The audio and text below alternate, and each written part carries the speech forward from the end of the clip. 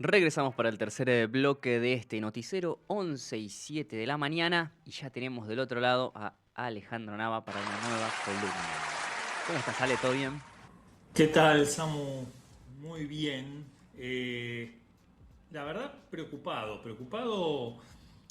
por lo que está ocurriendo, por la media sanción que tiene este proyecto de, vamos a decirlo con todas las letras, este proyecto de reforma laboral no es un proyecto de modernización laboral. Eh, Me entristece mucho que, por ejemplo, uno de los aspectos que podría haberse incluido dentro de esta ley es todo el trabajo que está realizando la gente de esas aplicaciones que te llevan lo que pedís los fines de semana a tu casa, los sábados a la noche o los domingos por la tarde, o los viernes también en la previa.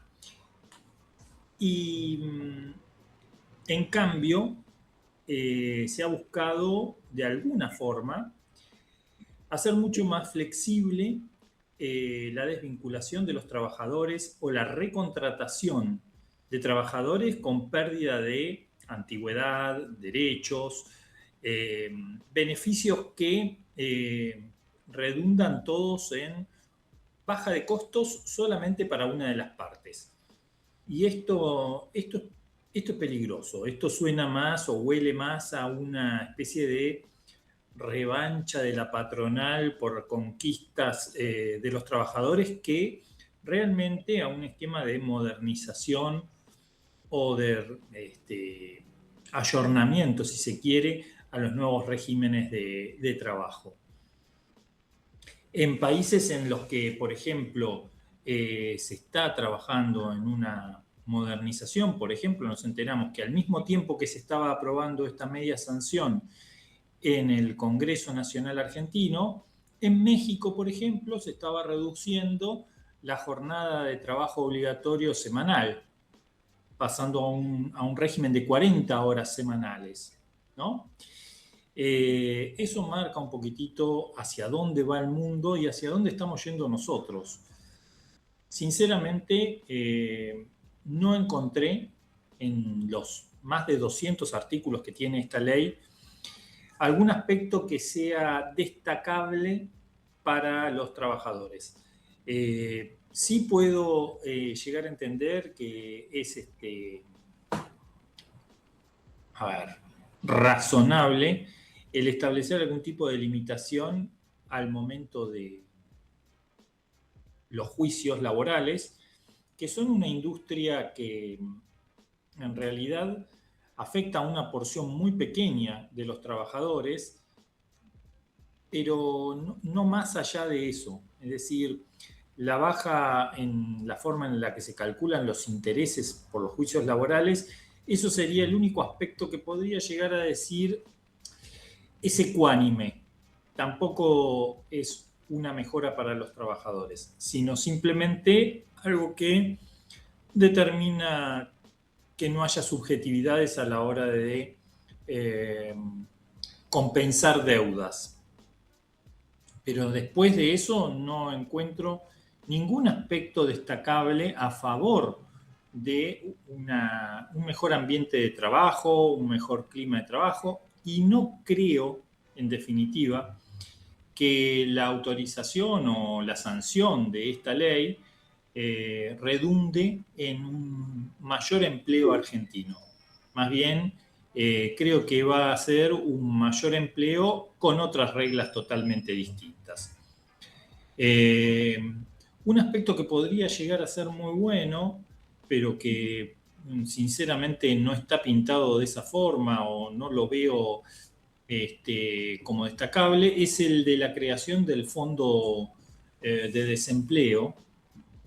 Eh, es necesario, de alguna manera, que los trabajadores comiencen a ahorrar independientemente de cuál sea su empleador, pensando en una previsión para cuando se retiren.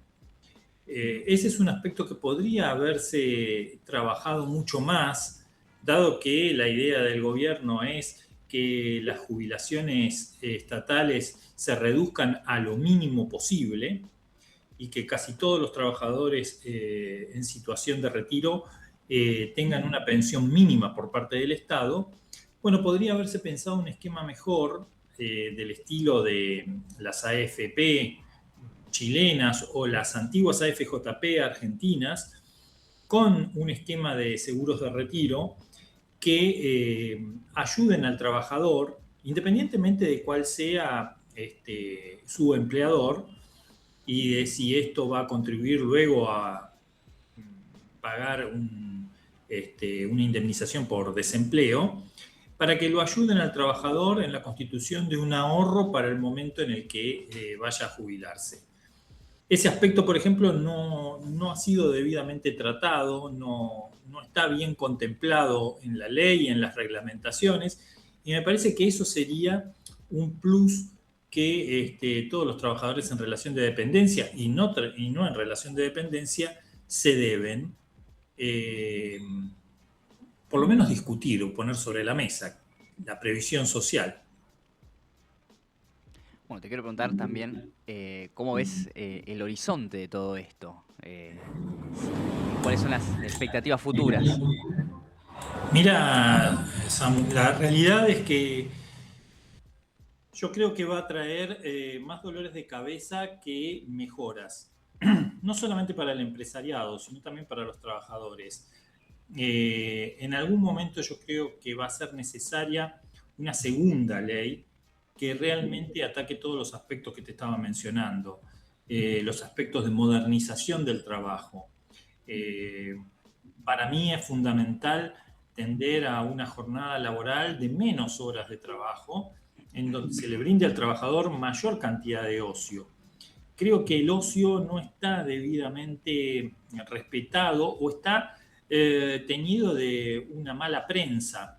Es visto como holgazanería y en realidad el ocio, que es necesario para el descanso del ser humano, también es una oportunidad para la economía. Una persona que tiene tiempo libre es una persona que consume, y si consume más bienes y servicios, eso indefectiblemente se redunda en mayores puestos de trabajo, en mayor demanda del mercado laboral para cubrir esas áreas de servicio, y yo creo que es más un círculo virtuoso que un aspecto negativo. Creo que el enfoque que le están dando quienes diseñaron esta ley es un enfoque equivocado en el que la productividad se mide no por la eficiencia en el trabajo, sino por la mayor cantidad de horas que pueda llegar a estar un empleado al menor sueldo posible o al menor salario posible por la prestación de los servicios. Y eso creo que, sinceramente, es un error, es una visión mezquina de la cosa y que, lejos de agrandar la economía, la achica y la pauperiza aún más. Perfecto, Ale. ¿Te queda algo más en el tintero para sumar, o que quieras hablar? Mira, rápidamente, Sí. ayer también se trató en diputados eh, el acuerdo Comunidad Europea-Mercosur, y hay aspectos que llamaron la atención. Por ejemplo, cómo el principal bloque opositor, que es el del peronismo, votó muy dividido la sanción de este acuerdo, la aprobación de este acuerdo, y con visiones que eran muy distantes entre sí.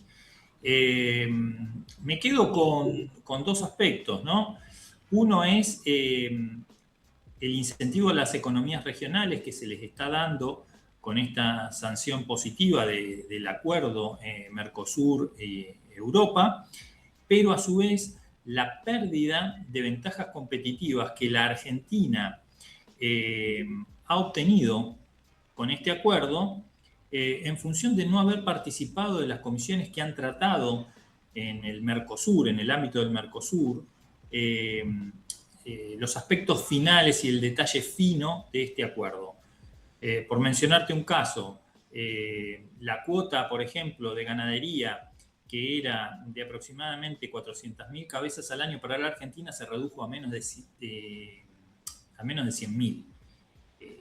Por decir un aspecto que mencionó, creo que el diputado Tayana. Así que ese es el otro aspecto al que habrá que ponerle foco. Esperemos que en un futuro se pueda mejorar la participación del Mercosur y la participación de Argentina en el Mercosur, porque realmente eso haría a una economía mucho más grande y pujante. Perfecto, Ale.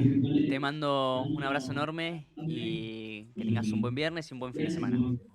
Bueno, nos vemos el viernes próximo y un saludo a toda la oyentada del noticiero. Gracias. Nos vemos. Ahí pasaba otra columna de economía de a pie por parte de Alejandro Nava. Nosotros nos vamos a un breve bloque, a un breve...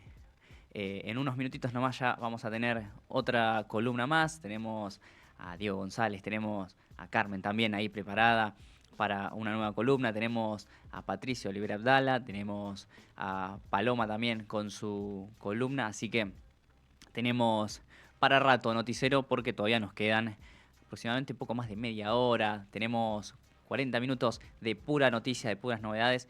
Y obviamente en un ratito también tenemos una nueva canción, tenemos una tanda y rápidamente continuamos con el resto de nuestros columnistas.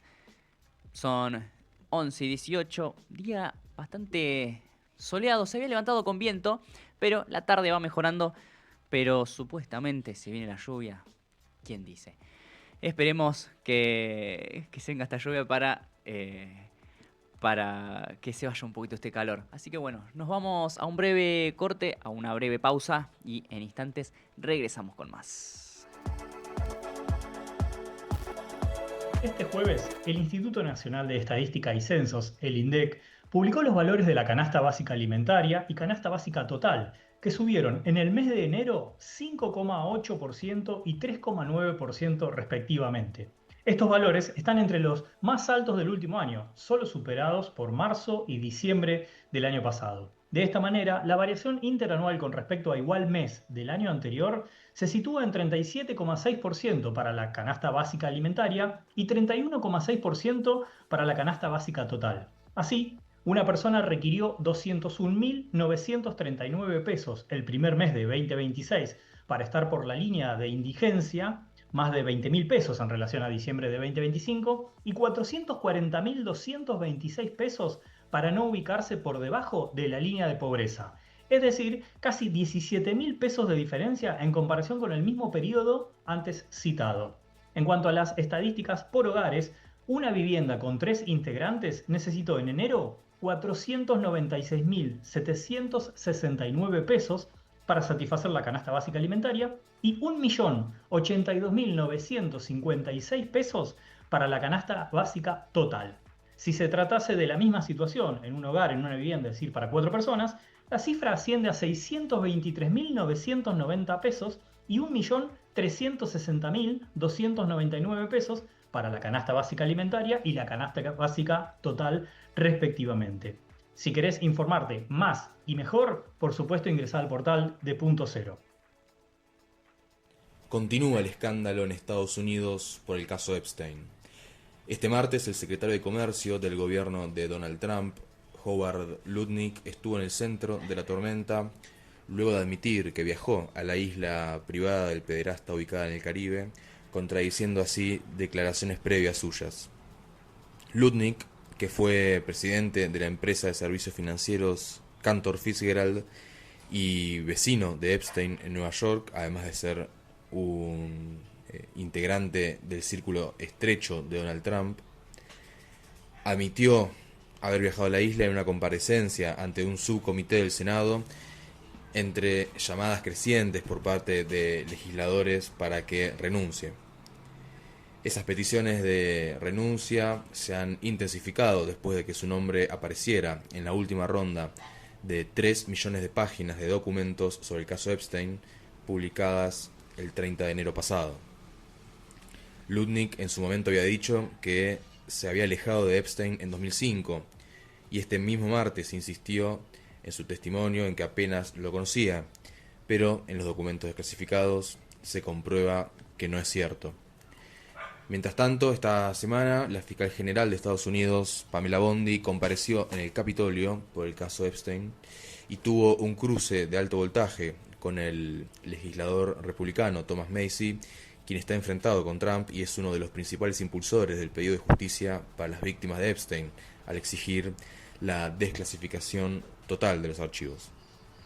Bondi es quien liberó la documentación del archivo por presión del Poder Legislativo, pero hay quejas por haber censurado nombres famosos de cómplices de Epstein y haber difundido toda la información de las víctimas. Precisamente, Massie preguntó a Bondi sobre las censuras en los archivos de Epstein que violaron la ley de protección de las víctimas que Massie justamente ayudó a aprobar el año pasado. Hola, mi nombre es Paloma, esto es otro viernes de Ciencias Sociales y en el día de hoy les traigo información acerca de la sesión de diputados de ayer. Ayer, jueves 12 de febrero, se trató en el Congreso no solo el proyecto sobre la baja de edad de imputabilidad, sino también el acuerdo entre el Mercosur y la Unión Europea. No obstante, en esta columna vamos a hablar sobre el proyecto de la baja edad de imputabilidad. Este proyecto finalmente fue aprobado con 149 votos afirmativos y 100 votos negativos con ninguna abstención. Para alcanzar este número, el Gobierno Nacional desplegó una ingeniería de alianzas que incluyó a bloques diversos como el PRO, la UCR, Provincias Unidas, el MID, Innovación Federal, Encuentro Federal y bancadas provinciales como Independencia, la Neuquinidad, Producción y Trabajo y por Santa Cruz. Sin embargo, como dato, traemos que, si bien Fuerza Patria, de forma mayoritaria, votó contra este proyecto, se observaron algunos matices significativos, dado que algunos legisladores del Frente Renovador decidieron acompañar artículos clave de la norma, específicamente aquellos artículos que fijaban el umbral de la imputabilidad de 14 años. Sin embargo, posteriormente no acompañaron en la votación general a este proyecto. Respecto de las críticas de este proyecto, encontramos distintos actores en la sociedad civil que han salido a dar declaraciones. Particularmente identificamos dos organizaciones de gran peso jurídico, como son el Consejo Federal de Defensores y Asesores Generales y la Asociación Civil para la Defensa Pública, ADEPRA. Ambos emitieron documentos manifestando su preocupación respecto a este proyecto y identificando o marcando que hay un argumento estadístico contra esta propuesta, dado que el número de delitos cometidos por menores de 18 años es ínfimo y la cifra se vuelve casi insignificante si se enfocan en los menores de 16 años. Desde la defensa pública advierten que esta reforma podría ser además contraproducente para la seguridad que teóricamente dice defender, pues sostienen que está científicamente comprobado que la privación de la libertad en edades tempranas afecta de manera irreversible el desarrollo emocional de los adolescentes. El contexto carcelario, lejos de resocializar, favorece dinámicas de violencia, reproduce traumas y termina por consolidar identidades negativas que el joven arrastra tras recuperar la libertad. Uno de los puntos más interesantes del debate es el espejo en el que intentamos mirarnos. Suele decirse que la Argentina debe ayornarse porque sus vecinos, es decir, los países limítrofes, tienen imputabilidad más bajas. No obstante, el comunicado de estas organizaciones desmorona esta premisa con datos de la realidad regional. El análisis muestra una correlación alarmante. A menor edad de punibilidad, mayor índice de criminalidad. Para ponerlo en datos claros, mientras en Argentina con 16 años como el límite de la edad ostenta una tasa de 3.7 homicidios cada 100.000 habitantes, Paraguay, con un límite de 14, sube a 6.2. Uruguay, por su parte, imputa desde los 13 años y llega a 10.7, En el caso de México y Brasil, donde la edad es 12, sus índices se disparan por encima de los 22 homicidios. La conclusión de los expertos es lapidaria, pues si la intención es mejorar la seguridad ciudadana, los recursos, que siempre son escasos, deberían volcarse a los sistemas de protección, prevención y acompañamiento a las víctimas, y no a la construcción de nuevas plazas carcelarias para niños. En sintonía con este reclamo tenemos la oportunidad de poder traer a colación los dichos de Marisa Graham, quien es actualmente defensora de los niños, niñas y adolescentes. En algunos comentarios que podemos recuperar de entrevistas que se le han realizado, podemos identificar su aporte desde una mirada federal y estadística que resulta indispensable para tratar temas como estos en la agenda pública. Pues Graham advierte sobre el peligro de aplicar una receta nacional a un problema que está geográficamente concentrado, dado que, según su análisis, la conflictividad penal juvenil se agrupa en la ciudad de Buenos Aires, Santa Fe, Córdoba y el conurbano bonaerense. En otras provincias, como son Catamarca o La Pampa, la delincuencia juvenil grave simplemente no es un problema. Por lo tanto, imponer una ley de estas características obligaría a las provincias a criminalizar a los chicos que están fuera del sistema penal, exportando un conflicto donde hoy no lo hay. Además, Marisa sostiene que las cifras de la provincia de Buenos Aires nos dan un gran indicador respecto de la situación de los delitos y la cantidad de delitos que se cometen por menores de edad. Ella sostiene que en 2024 tan solo el 0.3% de los adolescentes de 16 y 17 años estuvo involucrado en procesos penales. Es decir, que se está hablando de un poco más de 1.800 jóvenes sobre un universo de 555.000.